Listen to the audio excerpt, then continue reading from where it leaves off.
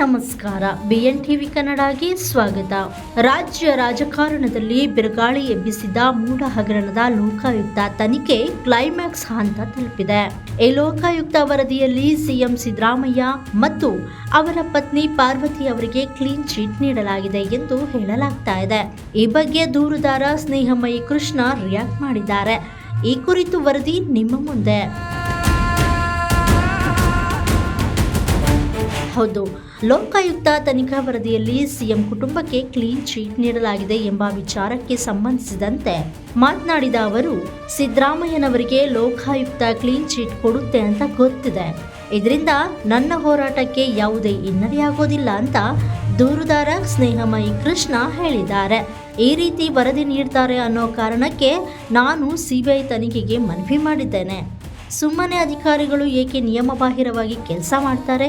CM Siddaramaiah ಖಂಡಿತ ಪ್ರಭಾವ ಬೀರಿದ್ದಾರೆ. ಲೋಕಾಯುಕ್ತರ ವಿರುದ್ಧವೂ ನಾನು ಹೋರಾಡ್ತೇನೆ ಅಂತ ಎಚ್ಚರಿಕೆ ನೀಡಿದ್ದಾರೆ. ಅಲ್ಲದೆ ನಾನು ಲೋಕಾಯುಕ್ತಕ್ಕೆ 100 ಮನವಿ ಸಲ್ಲಿಸಿದ್ದೇನೆ.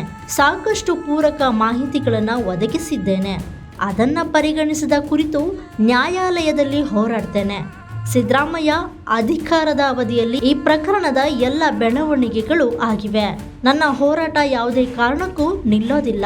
ಈ ಪ್ರಕರಣವನ್ನ ತಾರ್ಕಿಕ ಅಂತ್ಯಕ್ಕೆ ತೆಗೆದುಕೊಂಡು ಹೋಗ್ತೇನೆ ಅಂತ ಸ್ನೇಹಮಯಿ ಕೃಷ್ಣ ಹೇಳಿದ್ದಾರೆ.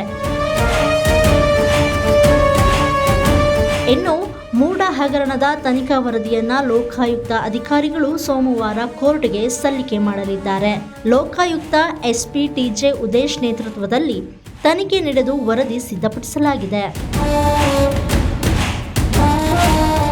ಕೆಸರೆ ಜಮೀನು ಸರ್ವೆ ನಂಬರ್ 464ರ 3.16 ಎಕರೆ ಭೂಮಿ ಪರಿವರ್ತನೆಯ 14 ಸೈಟ್ಗಳನ್ನು ಪಡೆದುಕೊಂಡ ನಿಯಮಾವಳಿಗಳ ಕುರಿತು ಎಲ್ಲ ಹಂತದಲ್ಲೂ ತನಿಖೆ ಮಾಡಲಾಗಿದೆ. ತನಿಖೆಯಲ್ಲಿ ಅಧಿಕಾರಿಗಳ ದೋಷವೂ ಕಂಡು ಬಂದಿದೆ.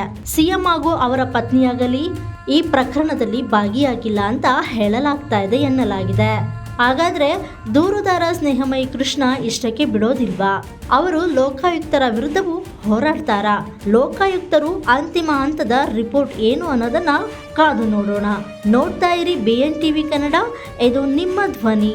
ಲೈಕ್ ಮಾಡಿ, ಶೇರ್ ಮಾಡಿ, ಸಬ್ಸ್ಕ್ರೈಬ್ ಮಾಡಿ.